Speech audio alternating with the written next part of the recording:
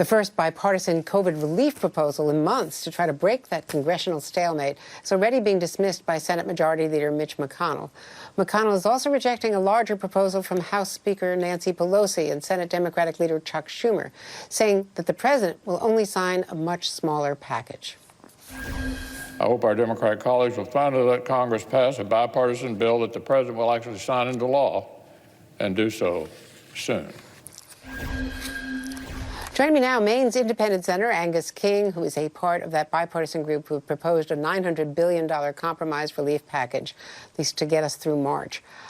Let's talk about that and what you think about Mitch McConnell objecting, saying that the president just won't buy it, so let's not waste time. Well, it's a little hard to say what the president will sign. I think he would definitely sign the bill that we proposed yesterday. This is a bipartisan bill, including Republicans and Democrats in both the House and the Senate.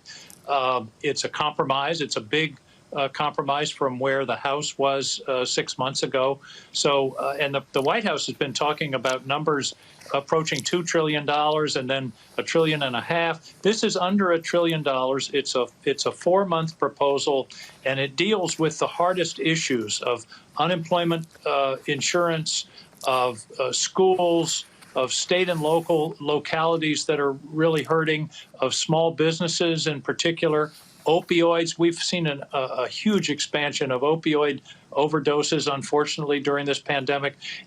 It is not a comprehensive proposal, but it will get us through the darkest days that are ahead of us. And I hope that the members of the Majority Leader's caucus will come to him and say, hey, this is a reasonable proposal. It's sitting there. It's ready to go. Let's do it. I think we could pass it and get well over 60 votes if the Majority Leader just would wave the green flag and let us get to the floor. Now, Joe Biden has spoken about his relationship with Mitch McConnell in greater depth than we've heard from him in a New York Times interview with Tom Friedman that published today. And he said that there are a number of things that when McConnell controlled the Senate that people said couldn't get done, and I was able to get them done with him. I was able to get them to, raise taxes on the wealthy. I think there are trade-offs, that not all compromise is walking away from principle. Biden added, he knows me, I know him, I don't ask him to embarrass himself to make a deal. So they do have a relationship, but do you think that the president-elect is being a little optimistic given the way Mitch McConnell has been behaving, not even acknowledging that Joe Biden won? Well, I think that buzzer going off, by the way, is a vote on the Senate floor. I'm in the basement of the Capitol. But I think there will be opportunities. I think a lot of the result, Andrea, will depend upon Mitch McConnell's caucus. He's going to have if he has a majority, it will be very narrow, and he may not have a majority at all. But that means people in the center of the two caucuses should have a great deal of influence. And I think the direction he can either go toward total obstruction, or he can say, let's try to get some things done on behalf of the American people. And the place to start, by the way, is this COVID relief package. The package that he's presenting, apparently, I'm told, has nothing in it for food, for nutrition. And the one thing we've all seen in the last few days are these monumental lines at food banks of people who have never ever had to go to a food bank before or get any kind of public assistance. This is a serious matter, and we're headed in. I love the news about the vaccine, but December, January, February, and March are going to be tough, and they're not going to get any better until the vaccine is widely distributed. This is the time to take action on behalf of the American people and for Senator McConnell to show the American people that Congress can work.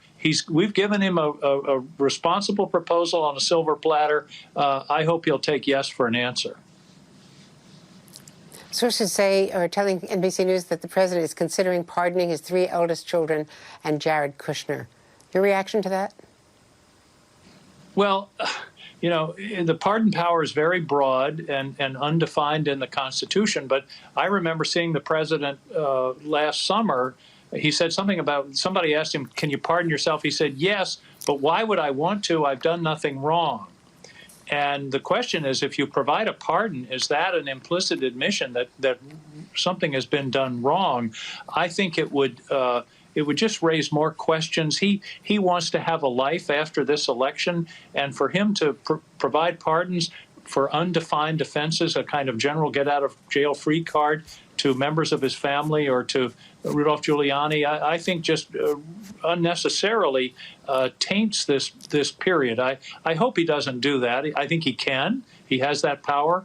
But I think it would be it would not be appropriate under the circumstances. And if he does provide such a pardon, he should tell the American people what offenses he's pardoning them for. I know you got to go vote. Are you voting on anything controversial now? Well, we've got a couple of nominations, and we do have a Federal Reserve Board nominee coming up that is somewhat controversial. I'm not sure how the vote is going to go. As you know, Judy Shelton. Well, Judy Shelton was voted down last week. This is a new nominee today, and I'm not sure what the outcome is going to be. But this is an opportunity. We're doing all these nominations. We ought to be doing COVID relief, in my view, and this is the opportunity to do that. I'm going to go up. I'm going to vote on the nominations. But in the meantime, I'm continuing to work with that bipartisan group in the Senate and the House. We have another telephone meeting. I've been on more conference calls in the last week than I ever believe in my life. And we're going to have another one this afternoon where we're refining the proposal and putting it into legislative language. So we'll have an actual bill to present to the Senate next week.